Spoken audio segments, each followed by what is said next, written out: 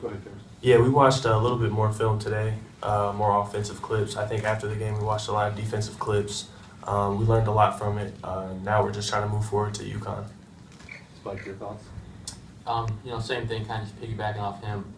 We definitely went back and looked at it, cleaned some things up defensively, and we're just looking forward for another opportunity to play and get better. Coach, be another big inside presence with Rima. Anything different you're going to do with him as opposed to the game plan against Reynolds on Friday? They're not as apt to throw the ball into him the way the traditional post up that you saw with Jalen Reynolds. It's more of he's playing behind the defense, they're lobbing it to him. So it's a 4-out, 1 deep type of approach. They're very unique to what I've seen before. And so they're basically trying to drive the ball. This game continues to change. 4-on-4, and he's sitting behind there, and does your big man step up? What does he do? So that's the difference. He'll have a factor in the game.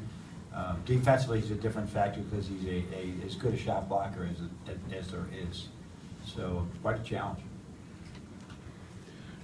Guys, John talked yesterday a little bit for both of you guys about kind of realizing that you're 35 practices into the year, and for you guys as seniors, you've had 235 practices or whatever I think you said, John, but 335 for those two, yeah.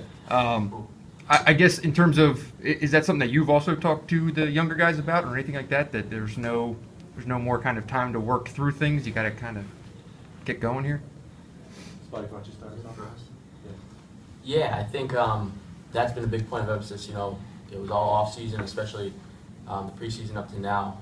Last year was a lot of teachings. We had a lot of young guys, but now it's go out there and perform, do your job. We're not just we're not making excuses and settling for oh, we're young, this and that. It's time to step up and do your job for this team.